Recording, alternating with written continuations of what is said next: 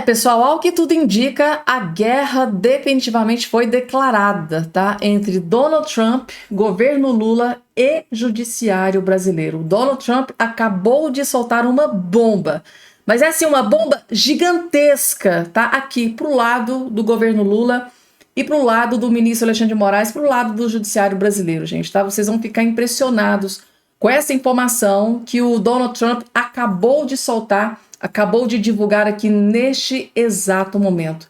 Vem chumbo grosso, gente, tá? Bomba vem aí pro lado do Lula e pro lado do Alexandre de Moraes. Eu vou trazer essa informação aqui em todos os detalhes. E parece que não é só uma ameaça, gente, tá? Donald Trump tá vindo com tudo pra cima do pessoal aqui do Brasil, né? Depois agora dessa recusa, né, da devolução do passaporte pro Bolsonaro participar da posse, aí que o homem deve ter ficado extremamente furioso mesmo. E mexer com o Loirão, se ele leva pro lado pessoal, gente, não tem quem aguenta, tá? E essa bomba foi divulgada, eu vou explicar aqui os detalhes para todos vocês. O Alexandre de Moraes, gente, ele acabou de divulgar aqui mais 2 motivos. Agora, neste exato momento, a notícia fresquinha que acabou de ser divulgada. O Alexandre de Moraes acabou de divulgar mais 2 motivos pelos quais ele decidiu negar a devolução do passaporte para o Bolsonaro. Mais 2 motivos, além daquele que ele tinha dado, tá? Agora mais 2 motivos que ele decidiu esclarecer porque é que ele tomou essa decisão de negar a ida do Bolsonaro à posse do Donald Trump. Outra informação, gente, tá? Tem um figurão aí da política, tá? Que está ameaçando abandonar o cargo, gente, tá? Tem um figurão dizendo que vai abandonar o cargo. Vou trazer essa informação também nesse vídeo aqui para todos vocês. E o Bolsonaro, gente, tá? Ele concedeu uma entrevista exclusiva e trouxe revelações bombásticas sobre 2026, exatamente, eleição 2026. Bolsonaro fez uma revelação bombástica em um vídeo, numa entrevista que ele acabou de conceder, e claro, que eu vou trazer aqui esse vídeo para todos vocês. Além dessas outras várias, não esqueçam de se inscrever no canal, ativar o sininho das notificações e compartilhar o vídeo o máximo possível que vocês puderem. Gente, vou trazer vídeo do Bolsonaro, então merece o joinha de vocês, né? Deixa o like, deixa o joinha que dá uma força gigantesca. Vamos lá, gente, logo de cara eu já vou trazer esse vídeo do Bolsonaro, gente, tá? Esse vídeo aqui tem uma informação mais impactante que a outra, que eu vou trazer aqui para todos vocês. Inclusive, a Michelle Bolsonaro acabou de se pronunciar sobre essa questão do Bolsonaro ir à posse, né, do Donald Trump. Ela, a própria eterna primeira-dama, acabou de falar aqui, eu vou trazer para vocês. Bolsonaro é questionado sobre possível candidatura de Gustavo Lima e Pablo Marçal para a presidência em 2026 e disse que não irá comentar sobre os dois. Não, gente, ele se recusa a falar sobre Gustavo Lima e o Pablo Marçal. E o motivo ele vai explicar e de quebra fez uma revelação bombástica sobre a presidência em 2026. Vejam só.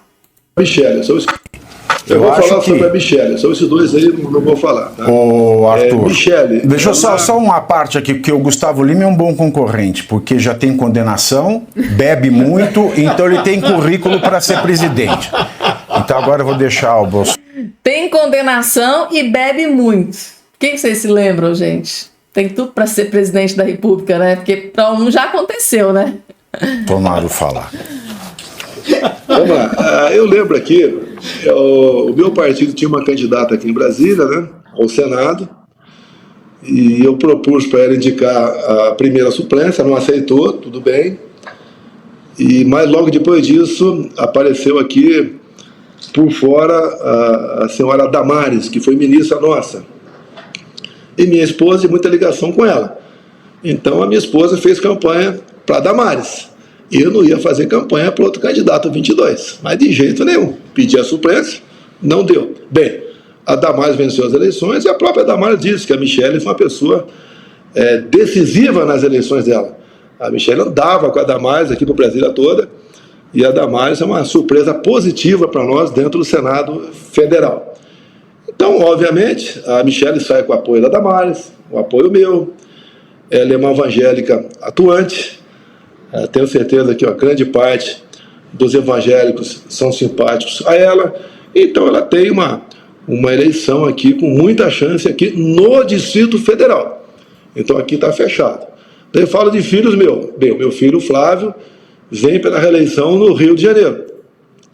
O outro garoto meu aí, o Eduardo, vem para senador por São Paulo.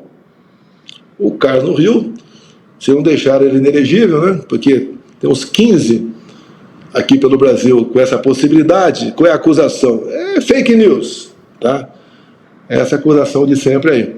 Deve vir candidato a deputado federal. E tem um 04, um filho meu, que foi o vereador mais votado lá em Balneário Camboriú, que talvez venha para deputado federal.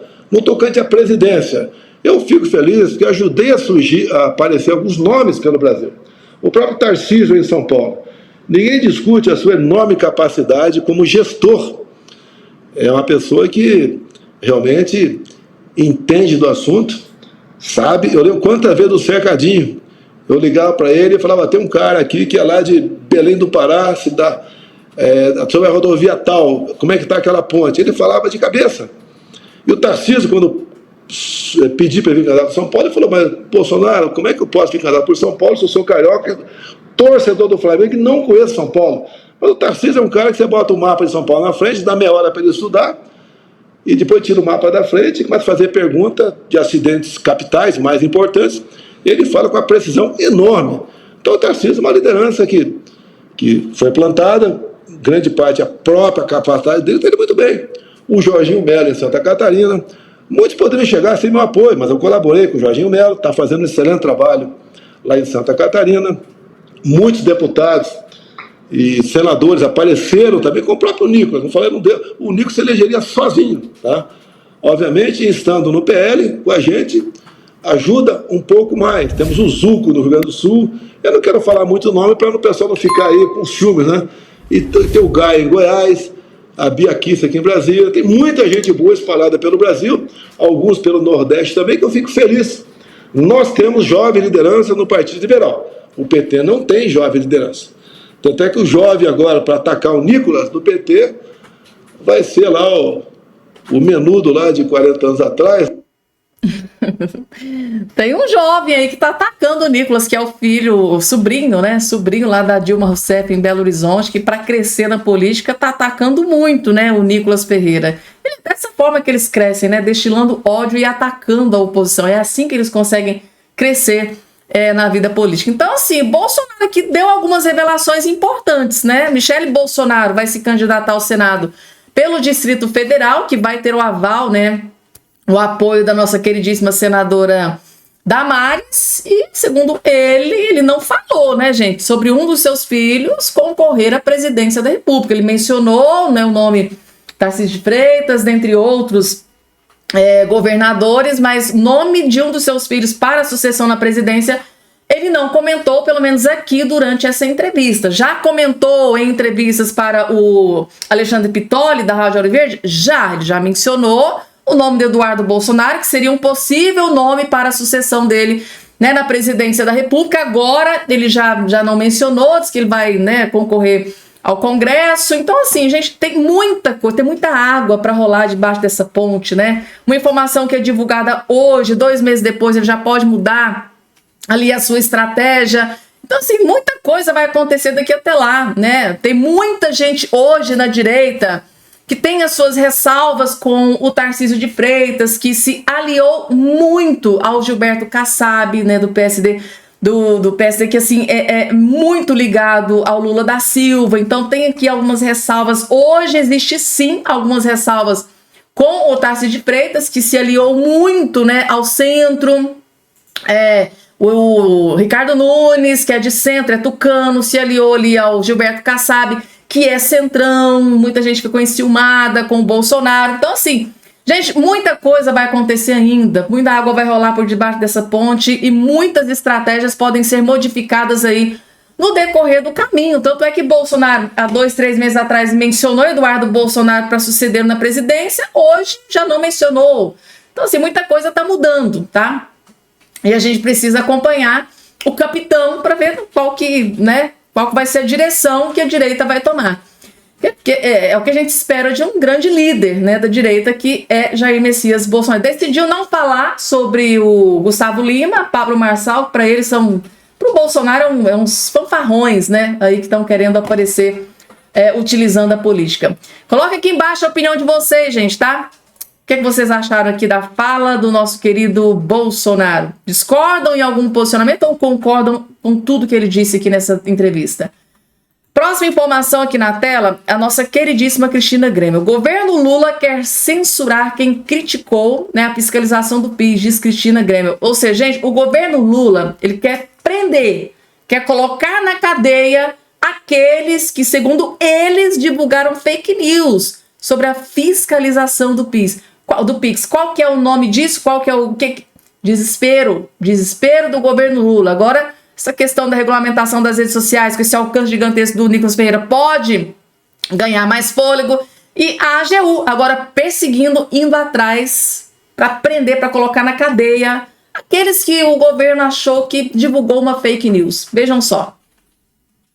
Inevitavelmente a questão do PIX e da forma como se postou o governo Lula, e eu tratei aqui logo no início da jornada, que a defesa é o melhor ataque, o ataque é a melhor defesa. O ataque é a melhor defesa. E no caso do governo Lula, ontem, o show de horror que foi aquela coletiva, Cris, mostra de fato que não tem como defender essa questão da normativa da Receita Federal. Entretanto, já disparou o Bessias, que vem aí perseguição dos criminosos que propagaram fake news, Cris. Mais um motivo para tentar incriminar Bolsonaro, já acusado ontem de fake news, e em especial Nicolas, em função do vídeo, Cris? A gente não pode nunca esquecer que a gente está na metade de um governo pró-tirania do judiciário. Que a gente está na metade de um governo que aparelhou o judiciário para tiranizar os brasileiros de oposição a esse governo, que é o que a gente tem vivido nesses anos Lula. Aliás, a tirania do judiciário começou antes, né? Mas já por um judiciário aparelhado por Lula e Dilma. Começou durante o governo Bolsonaro com a perseguição a jornalistas, caso Alan dos Santos, revista Cruzoé, quando foi censurada, naquela época em que a Lava Jato chegou ao Supremo. Naquela época em que o Marcelo Odebrecht, empreiteiro preso em seu acordo de delação premiada, negociado por seus advogados, não foi nada forçado, negociado com a Polícia Federal pelos advogados, ele entregou nome a nome quem eram aqueles dos apelidos da lista de propinas da Odebrecht. E disse que o amigo do meu pai era Dias Toffoli, ministro do STF, na época presidente. Tem que lembrar desse contexto para a gente saber que a tirania começou no governo Bolsonaro, não porque Bolsonaro incentivasse a tirania, mas porque Lula e Dilma tinham aparelhado o judiciário e a Lava Jato chegou no judiciário. Aí eles vieram contra a imprensa, ainda no período Bolsonaro, mas contra a imprensa, e isso cresceu fortemente já quando Lula, depois que Lula é solto por esse mesmo judiciário aparelhado,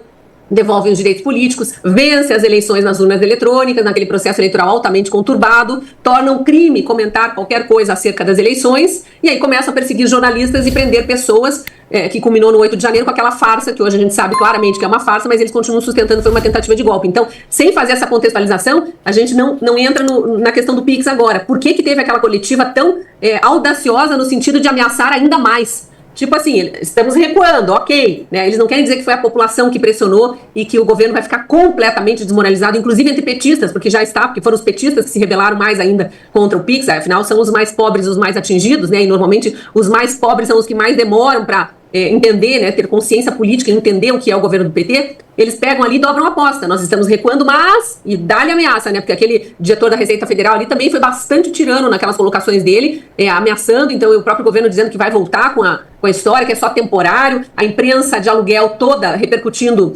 isso e difamando quem comentou sobre a história do PIX e do monitoramento da Receita Federal, e também chamando de fake news qualquer comentário, qualquer crítica. Inclusive teve jornalista aí que pagou o mico de dizer que era crime criticar políticas de governo, né? Tomou nota da comunidade lá a rodo no Twitter, foi bonito de ver. Mas é um contexto de metade de um governo tirano. Metade de um governo que persegue, metade de um governo que inventa coisas, cria narrativas para criminalizar a crítica. E aí a gente tem o ápice, agora a última notícia que eu li sobre esse assunto, do grupo de advogados prerrogativas, que é aquele grupo de advogados bajulador do atual governo, dizendo que vai entrar no Ministério Público e no Conselho de Ética da Câmara dos Deputados com uma ação contra Nicolas Ferreira pelo vídeo criminoso, que não tem nada de criminoso, que viralizou nas redes sociais. Aliás, ontem a jornalista Vera Magalhães, na CBN, disse: não tem fake news no vídeo do Nicolas, só tem ilações. Foi dessa forma que a Vera tratou do assunto ontem em seu comentário. Quero ver onde eles vão achar crime, porque a gente desde o início está dizendo: o PIX não está sendo taxado. Entretanto, a vontade de taxar é evidente, como foi das brusinhas, claro, da Schenck. E o que o Nicolas deixa bem claro é que não é a vontade de taxar, é a vontade de monitorar. É o controle, é o comunismo, né, se implantando por mais uma via no Brasil de forma clara e disfarçada de democracia relativa. Você fez uma pergunta aí, citando a jornalista e a questão da ilação. Eu acho que a pergunta quero ver até quando eles vão, quanto tempo eles vão demorar para dizer que ilação também é crime. Exato. Porque tudo eles criminalizam aqui no Brasil, né? Exato, é só uma questão de tempo. Fala, porque o conceito básico de ilação, que a gente usa muito na área jurídica, é chegar numa conclusão a partindo de indícios, fatos, acontecimentos, e chega numa conclusão. No campo do achismo. É uma ilação. É uma ilação. É um direito de qualquer Eles cidadão. deram um apelidinho para isso lá no STF, que é a tal da desordem informacional, Isso. que ontem foi repetida pelo diretor da Receita, não sei se vocês repararam nisso. Exato. Ele repetiu esse termo e outros termos que fazem parte da narrativa oficial, para tentar ir formando uma opinião pública, formando na opinião pública a certeza de que isso existe. Não existe desordem informacional, não existe crime de opinião no Brasil, não existe crime de crítica, como a Eliane Cantanhede tentou colocar ontem na Globo News, não existem essas acusações que estão fazendo, mas deixa o Grupo Prerrogativas ir adiante, a gente vê até onde eles conseguem plantar mais narrativas contra pessoas que estão apenas criticando uma medida altamente controversa do governo. Ou eles fazem aquele joguinho combinado. Levanta a bola aí que a gente concorda aqui. É a triangulação, pois não gosto. Só para deixar registrado primeiro, como advogado desse grupo Prerrogativas, eu tinha vergonha. Hoje eu tenho nojo desses advogados. Eles entram para a história da OAB com nojo, tá? É isso que eles representam na advocacia. O silêncio da OAB caracteriza apoio às ações do grupo, interesse né? pessoal puro. Cris, bom dia, grande prazer falar contigo. Cris, há uma ditadura no judiciário, nós sabemos, e quem se impor, quem lutar contra será perseguido, processado, enfim, tudo que nós estamos vivendo. Também teremos consequências, tá? Pode ser que ocorra a proibição de alguns ministros, de alguns assessores, algumas autoridades de frequentarem os Estados Unidos pelo impedimento de passaporte, podem ocorrer multas, né, sanções pelos Estados Unidos. A minha pergunta é até onde esses ditadores se preocupam realmente com as consequências de seus atos, Cris? Você acredita que eles têm alguma preocupação em cima disso ou a insanidade já superou tudo? Às vezes a gente vê alguns comentários leves, né, algumas notinhas nessa mídia de aluguel, que é pró-ditadura do judiciário, de que os ministros estão fazendo piadinha lá nos corredores do STF, estão debochando, se apelidaram disso ou daquilo, estão brincando quem vai ser o primeiro banido dos Estados Unidos. A impressão que eu tenho, como é a impressão que a gente costuma ter de todos os ditadores, seja de toga, seja do executivo, seja de qual poder for, é que eles ficam tão presos na bolha deles que eles realmente não acreditam que haja qualquer poder externo capaz de derrubar o poder que eles adquiriram. Mas uma hora eles caem, né? Todo ditador cai, toda ditadura cai. Nunca na história da humanidade houve uma ditadura que durasse para sempre. Mas ela teve que de alguma forma ir se abrindo. Então eu ainda tenho a esperança de que no governo Trump, logo no início, sim, venham sanções grandes. Primeiro, para esses ministros, segundo, para integrantes do governo Lula. Precisam todos, não só ter o visto negado, mas como ter uma pressão dos Estados Unidos sobre outros lugares do mundo. Porque a hora que eles ficarem presos na bolha deles, igual o Maduro tá na Venezuela, que só consegue viajar para o Brasil e olhe lá porque tem um tirano amigo aqui que estende tapete vermelho, a hora que eles não puderem mais fazer as palestrinhas, né, os encontros em Portugal ou as férias em Miami, vai ficar bem complicadinha a vida deles. Aqui dentro do Brasil eles já não conseguem mais viajar de voo comercial, não conseguem frequentar um restaurante sem obrigar o dono do restaurante, sabe-se lá, né, a que custo isso também, mas a fechar o restaurante. Então eles fazem visitas exclusivas e individuais aos restaurantes que não podem mais conviver com as críticas. Eu acho que no fundo eles têm preocupação, sim. Cris, e um último assunto. A manifestação de Paulo Gonet, PGR, com relação à ida do presidente Bolsonaro à posse de Trump, dizendo que não tem relevância, não tem interesse público na ida do presidente com 58 milhões de votos à posse de um presidente que volta ao poder como Trump.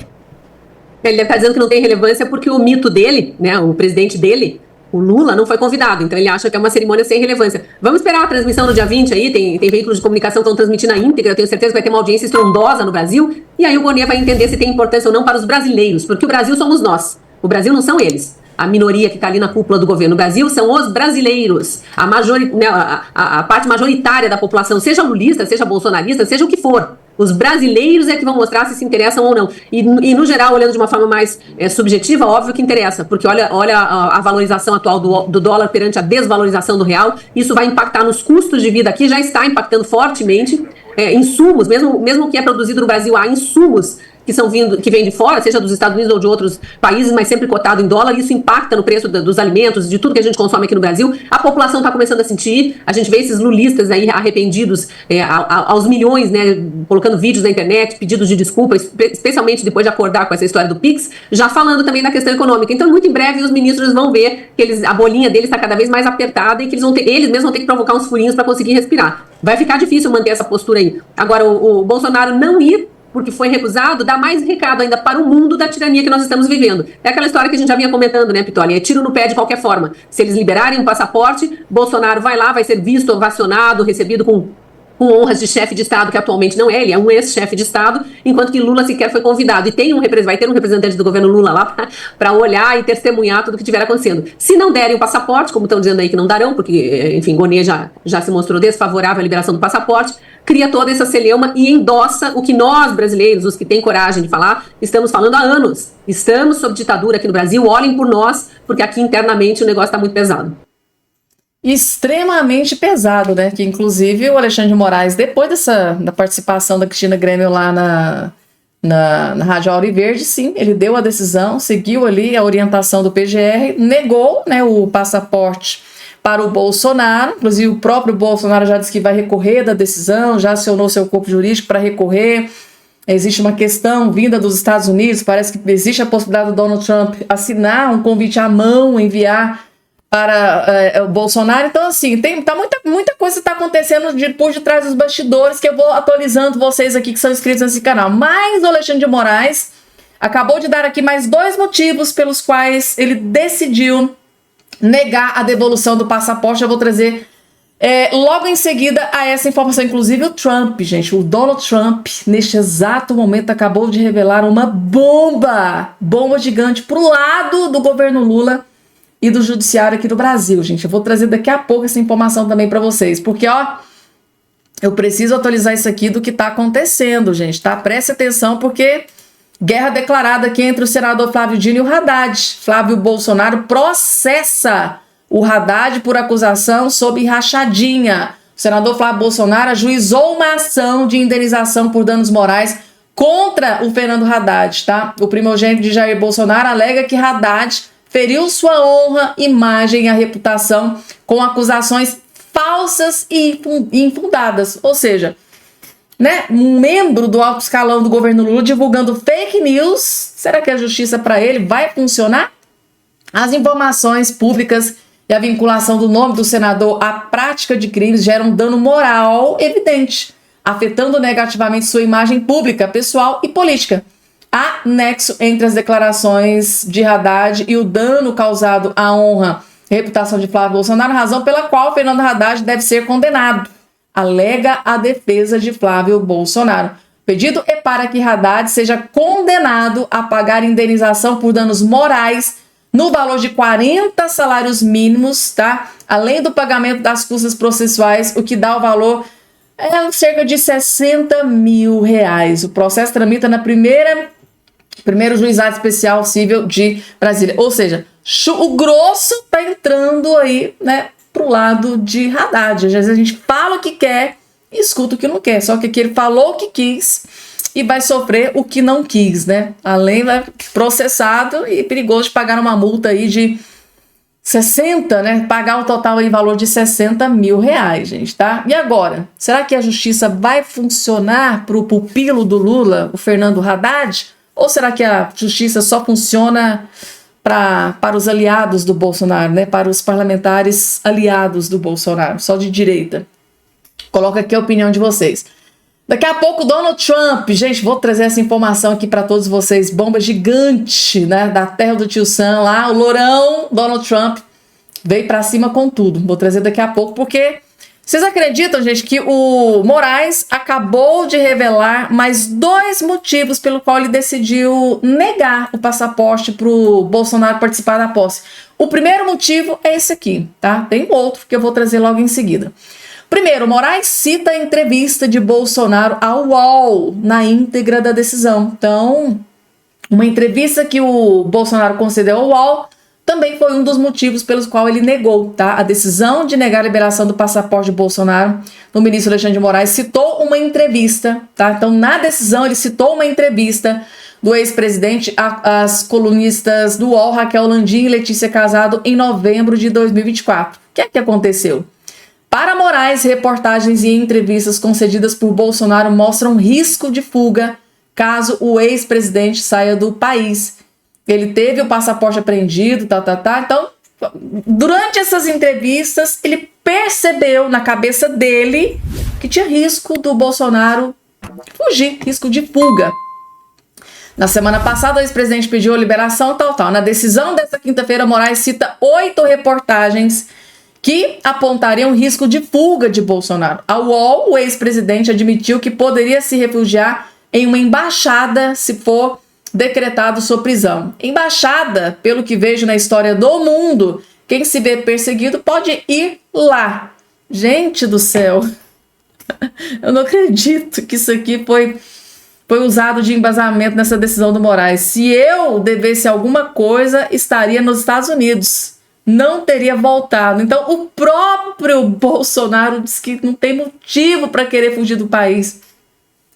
Bolsonaro cita perseguição e não descarta refúgio em embaixada se condenado. Ou seja, aquelas manchetes, né, distorcidas do portal de notícias UOL acabou prejudicando o Bolsonaro aqui nessa decisão do Moraes. Na mesma entrevista, Bolsonaro acusou o STF de cometer arbitrariedades. Bem, vivemos no mundo, né, das arbitrariedades. Agora, eu não posso ir dormir preocupado de que a PF vai estar na minha casa amanhã cedo, né?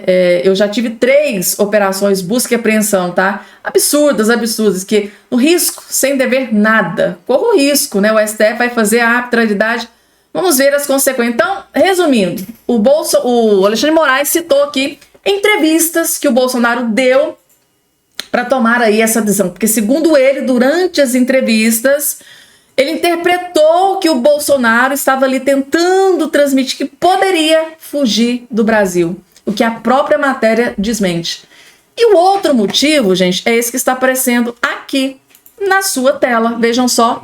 Ao negar viagem, Moraes cita apoio de filho de Bolsonaro a fugitivos. Gente, quando eu vi isso aqui, eu pensei, gente, como que ele pôde tomar uma decisão baseada nisso aqui?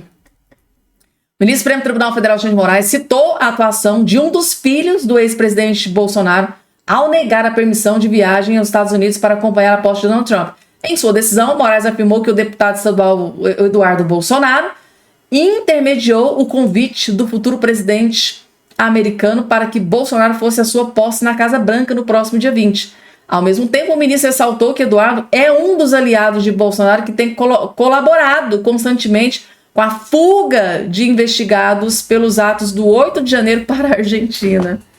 Gente, eu não estou acreditando. O apoio à ilícita evasão do território nacional de réus condenados definitivamente pelo plenário do Supremo Tribunal Federal em casos conexos à presente investigação e a defesa da permanência clandestina no exterior, em especial na Argentina, para evitar a aplicação da lei e das decisões judiciais transitadas em julgado. Então, constantemente sendo corroborados pelo deputado Eduardo Bolsonaro, que, segundo a própria defesa, teria intermediado convites para viagem. Gente do céu, eu não estou acreditando que o Alexandre de Moraes utilizou uma decisão do Eduardo Bolsonaro para prejudicar o Bolsonaro, que uma coisa não tem nada a ver com a outra. Ou seja, uma decisão de Eduardo Bolsonaro, então ele levou aquilo em consideração para punir o Bolsonaro. Foi isso mesmo, gente? Eu não tô acreditando. Assim, a gente fica furioso, né, gente? A gente fica furioso com a notícia dessa. E antes de trazer aqui o Donald Trump, gente, Michele Bolsonaro se pronunciou. Vejam só aqui. Michele manda avisar que irá representar Bolsonaro na posse de Donald Trump, gente. Então, enquanto o Bolsonaro está resolvendo toda essa situação, né, ele acabou de conceder uma entrevista, inclusive está no vídeo anterior que eu postei aqui. Ele acabou de dizer que seus advogados vão recorrer da decisão do Alexandre de Moraes. Parece que existe uma possibilidade de Donald Trump fazer um convite, assinar a mão, enviar para o Alexandre de Moraes. Também é uma informação também que está sendo divulgada. O próprio Eduardo Bolsonaro está tomando conta de toda essa situação, porque o Eduardo Bolsonaro ele tem acesso direto ao filho do Donald Trump Jr., que está resolvendo ali toda essa questão. Parece que existe, tá? Essa situação pode estar acontecendo ali por detrás dos bastidores. Então, segundo o Bolsonaro, o jogo ainda não acabou, tá? Eles podem conseguir reverter essa decisão do Alexandre de Moraes, porque se o problema foi a falta de comprovar o convite, eles estão tentando reverter a situação. Mas a Michele já avisou, tá? Se Bolsonaro for impedido, ela vai estar lá representando o clã Bolsonaro na presença ali na posse de Donald Trump. Agora vamos falar sobre Donald Trump, gente. Deixei por último porque a informação é extremamente importante a gente precisa abordar aqui com mais delicadeza. O que acontece? Está na Gazeta do Povo. Trump avalia impor tarifas contra o Brasil e outros países que praticarem guerra jurídica a favor da esquerda. Aí vem o Alexandre de Moraes e toma uma decisão dessa que ele tomou nesse dia de hoje.